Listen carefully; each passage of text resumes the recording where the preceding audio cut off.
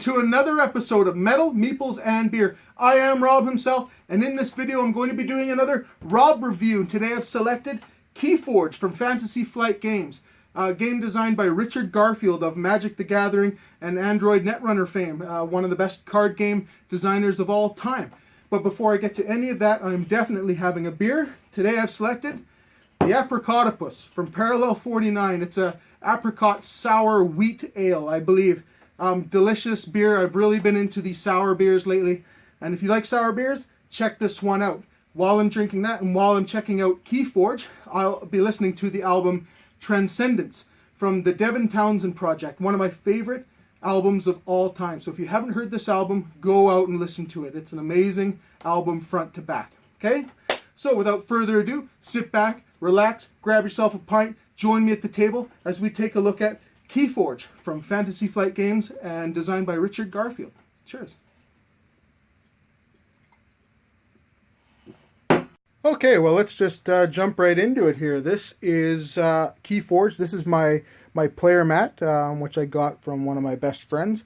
It's super slick, two-player mat. So one of you is on this side and one of you is on the other side. The exact same icons here are actually on that side of the board over there.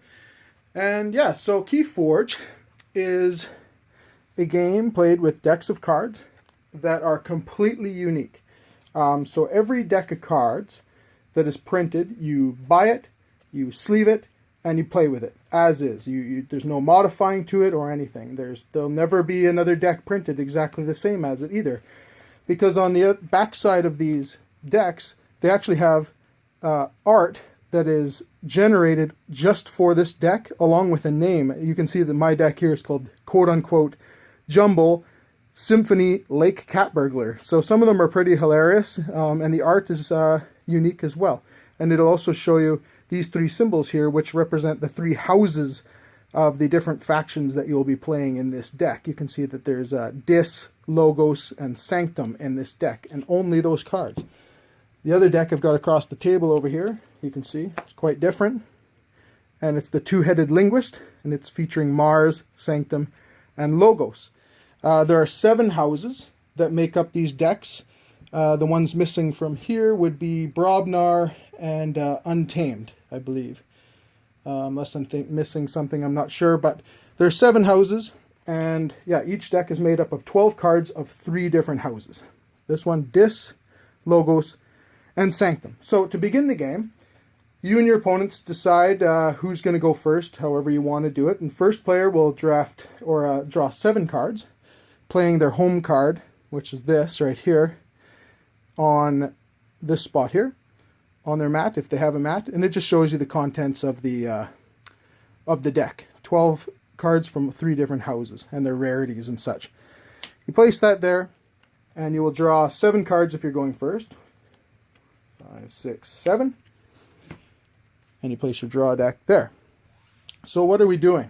It's similar in ways to both Magic the Gathering and Android Netrunner. It has kind of taken bits and pieces of both of those and created its own game. So what we're doing is I've drawn these 7 cards if I'm going first. If you're going first, you can only play 1 card.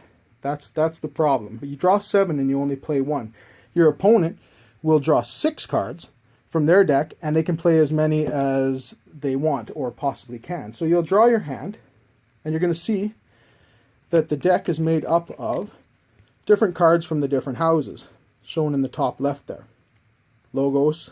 The majority of what I drew was this house Logos, and there's 2 cards here from Sanctum. And what you do is you have to call out which house you are going to play.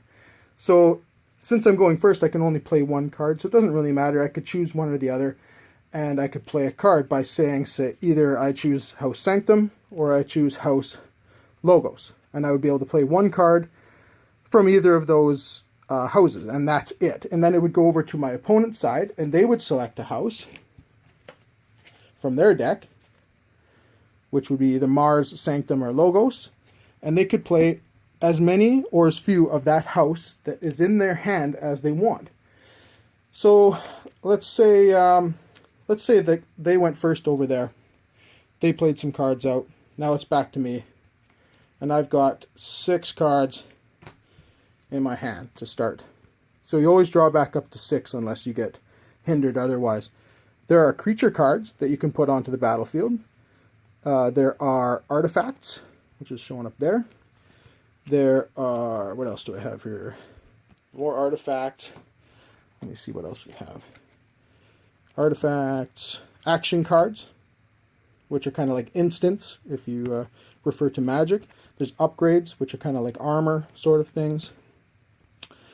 And yes, I think that's everything. And so what do? We can play as many cards from our hand as we want of the house that we choose. So for instance, if it was my turn and we're a few rounds into the game, I could choose Logos and play any of these 4 cards, any and all of them. I put down my, put down my Sanctum cards, leaving me with these Logos cards. And I could play these in any order, as many of them as I want. So for instance, I could play out this creature, the Brain Eater, which has got a power level of 6, you can see there. That means that it attacks for 6 and also has 6 health. So if this teacher ever gets attacked or hurt, its damage will be taken away from this 6, but it'll always have 6 power. It'll always be able to attack for 6, but it'll get damage counters on it, like these, to represent damage that it may have taken at some point. Okay, but it still will have 6 power to attack with. So, on my turn, I could play any of these 4. Let's say I put out the Brain Eater here. I put him into the battle line right here. And I've got a couple more creatures I want to put out. Dr. Escotera, and he's got a play ability, so when I play him onto the battlefield, I gain 1 amber for each forged key your opponent has. So I could play him out, and I could potentially get amber, which is this stuff over here. And I could play out another creature, this guy. Well, what happens is, once you've played a creature under the battle line, it has to stay where it is. You can't all of a sudden want to decide to put this creature in there. If you've played these 2 together, you cannot put a creature in between them until one of them is killed. Say if it was like this, one of the creatures is killed, then the battle line collapses like this. And you can add to the outside flanks. So that's very, very important in this game. So let's say I've got these 3 creatures on the battlefield, and I've played this artifact, the Library of Babel. So it's got an action attached to it, which is draw a card. All these cards come out exhausted or tapped, however you want to say it, and that's the end of your turn. You can't really do anything else with it. So the other player would go, and they'd play out as many cards as they want on the other side facing you, and do any actions that those cards may be able to do. On your turn, you would untap or unexhaust, ready your players, I think the term is, ready your cards, and you would draw up, make sure my deck is over here, I would have drawn up to 6, and you'll see that this is my new hand. So I've got a lot of Sanctum in here and a discard, but no Logos cards. So this is where things get interesting. If I want to use these cards, I still have to play Logos, but that won't allow me to play any cards out of my hand. So that's where the real interesting part of this game comes into play. If you really want to use your creatures that are on the battlefield, I have to say I want to use House Logos. But that won't allow me to play any more cards out of my hand this turn because there's no Logos in my hand. So if I wanted to use Logos and not play any of my cards, I could use my creatures out here. I could use them for several different things. You could use them to attack other creatures. Let's say there was this card facing us on the other side. It's a Logos card from the other player, Commander Rimmel, and he's got a Reap cost, or a Reap action attached to him, and I'll explain what Reap is in a second.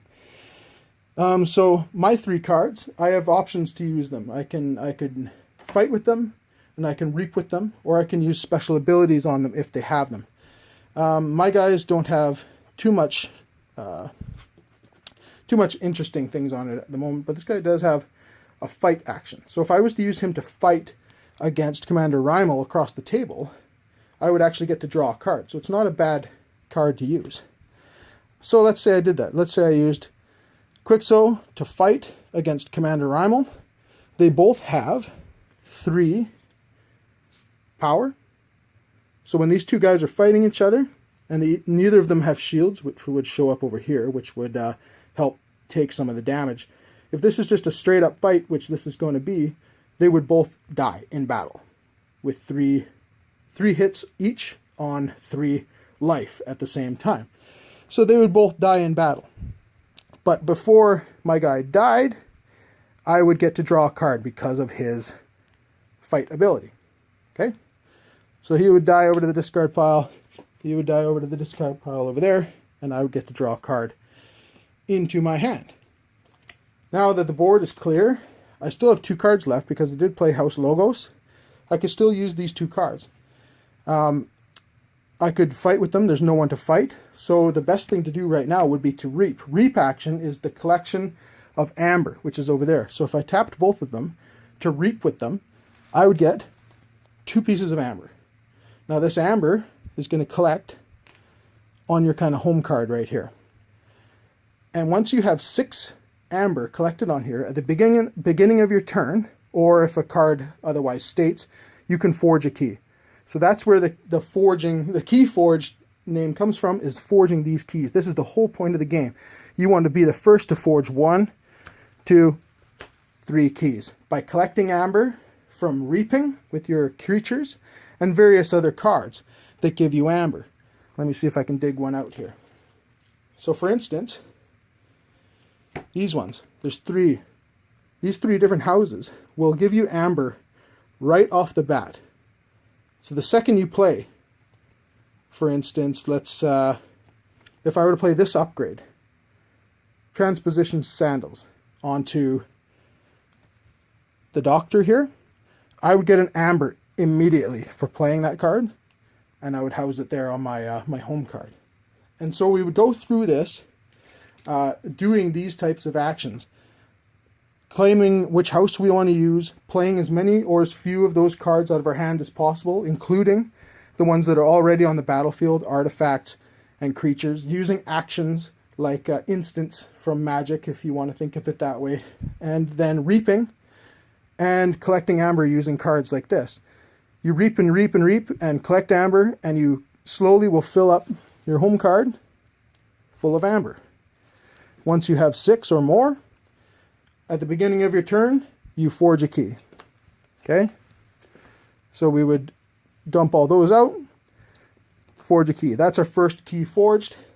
And to be the first to forge all 3, you're the winner. You can only forge 1 key per turn. That's very important because sometimes you could have 12 or more amber on your home card, but you could still only forge 1 unless you have a card, and there's lots of them out there. Not lots, but there's some out there that will allow you to forge an additional key out of turn, which can really screw over your opponents. Yeah, and that's the basics of the game. You have artifacts, action cards, and creatures. You can only play the house that you have claimed to use, so you have to activate a house. You could activate Sanctum, and you could use whatever cards you have in your hand of that house, as well as any that you may have on the battlefield, and use them against your opponent. And you want to forge these keys. And the first to forge 3 is the winner. And it's simple as that. It's really, really interesting because there's no mana, there's no clicks, no cost. It's whatever you have in your hand is what you have to work with, but you can only select 1 house. So it gets pretty interesting that way. So that's generally how this game works. I don't know if there's a whole lot else to tell you about it. Other than going over how all the different types of actions that creatures have, but you can look that up. They're all very self-explanatory.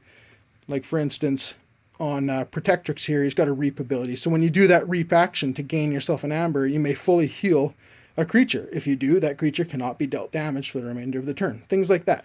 So yeah, you either fight with your creature or reap with it, or do a different action if it has it listed on the card. Artifacts can help you out in various ways, and so can the different actions. They can deal damage to creatures across the board, they can get you amber, they can steal amber, you can steal amber from each other, you can do all sorts of things like that. So yeah, it's the first 3 keys forged, but yeah, stealing amber is a big thing in this game too. So all the amber that you collect on here not necessarily is going to be there for you at the beginning of your next turn, because your opponent may have used a card that steals a few of them, and things like that. So it's a lot of back and forth, a ton of back and forth. It's about knowing your deck, and yeah, playing your deck 6, 7, 8 times before you really understand what cards you have in your deck and how to use them to the best of your ability.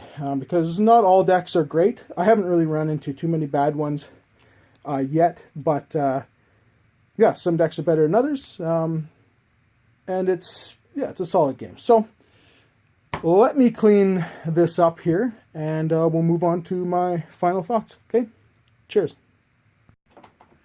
Well, there you have it, folks. That was KeyForge from Fantasy Flight Game, designed by Richard Garfield. And I'm going to be honest with you, I'm a big card player. I love LCGs and CCGs. I love Magic the Gathering. I've played it since I was in middle school. I played it for the first time probably about grade 8, which was 1998. So yeah, I've been playing those games for a long time. I've played a lot of Android Netrunner as well. It's a game I really enjoyed, but I've always been a huge Magic fan, as well as board games. But Magic has always been my #1 card game. But this game here is super special too. Richard Garfield has knocked it out of the park with this game. It's kind of like an in-betweener. It's one that anyone can pick up and learn relatively quickly. It's not very difficult to play compared to Magic. There's a lot of lingo in those games, especially from set to set to set. The different types of actions that cards get and attributes they have changes from time to time. And there's only the one set of this so far. And although I've pre-ordered the new one, I forget what it's called, but I pre-ordered the new set. It should be out in another month or so, I think. Yeah, I love this game. I love the fact that it is procedurally generated. Like these decks are completely different. Every deck is completely different from the next. You buy a deck, it's got its own art, its own unique art. It's got its own unique name attached to it. And 3 houses, simple. And you play those 3 houses, and only those 3 houses. You can't modify this, you can't do anything with it. So you can take it right out of the box and be pretty competitive right out the bat. I have 8 decks, my wife has 4. Most of my friends have at least 3 or 4, and I haven't seen a terrible deck yet. So I've probably seen 50 or 60 decks, and I haven't seen a downright terrible one yet. So I've seen some that were kind of borderline, but every one of them seemed to have a quality about it and a direction to follow that allowed you to be somewhat competitive or very competitive. Out of my decks, I have a couple that I think are very, very competitive, and these decks are cheap. They only cost $11.99, I think, something like that, from Board Game Bliss. And yeah, this game is super accessible. It's easy to learn. It's very cool. It's very funky. It's very laughable at times too. Some of the flavor text is quite silly, really funny. It's very kind of self-aware at times. I really like that. I love the 7 different houses. They're all completely different from each other, which is really, really great. Some are really strong and very hard-hitting. Some are all about thieving the amber that your opponent's collected and taking it onto your side to use to forge your own keys. Some are about growing your cards bigger using different sets of armor and things to make your creatures unstoppable. There's lots of different things going on in this game. I love it. I really do. It's a great game for someone that doesn't want to make the commitment for Magic, and it's a shame that Android Netrunner came at the expense of this game. They shut that game down and then went straight full steam into KeyForge, because I really did like Android Netrunner. It was never ahead of Magic for me, but I did like it a lot. But this is kind of right in between those two, taking more of the theme and the creature side thing from Magic, but using kind of interesting, different ways of playing a game, much like Netrunner did, where there was the offense, the runner, and the core offense versus defense. That was their kind of thing, and the clicks, you only had a certain amount of clicks you could use. Well, this one's got its own kind of thing too, where you don't have any mana, you don't have a certain amount of clicks, you have whatever you choose to do. If your hand is 6 cards and you have 3 discards and 2 Sanctum cards and a Logos, well, it's up to you how you want to play that turn. You can play 3, 2, or 1 of those cards, right? And depending on what you have on the table will dictate what you want to use at any given time. And it's all about getting that amber. As people will tell you, the fighting of the creatures is kind of secondary in this game. You're always wanting to reap as much as possible to get that amber so that you can forge those keys, because that is the ticking clock on this game. Yeah, so it's all about the amber. So if you play in this game, thinking of fighting as your last resort rather than your first, trying to reap with your creatures is #1 priority I've found anyway.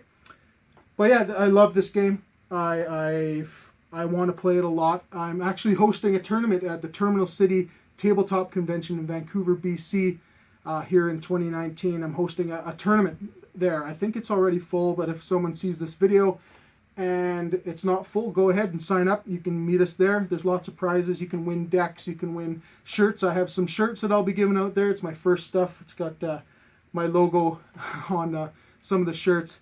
Yeah, there's cool decks to win there and shirts and stuff, and it'll be a fun time. So if you haven't been to Terminal City Tabletop Convention before in Vancouver, BC, you should go. It's my favorite con of the year. It's the one that I must go to every year. You'll see me there. I'll be hosting Metal Meeples and Beer, hosting the KeyForge tournament there. So yeah, again, I am Rob himself. This is Metal Meeples and Beer. I've been drinking the Apricotopus sour apricot ale from Parallel 49 in Vancouver, BC. I've been listening to Transcendence from the Devin Townsend Project, one of my favorite albums of all time. This is KeyForge. Thanks again for watching, everybody. I really appreciate it. I'll see you in the next video. Cheers.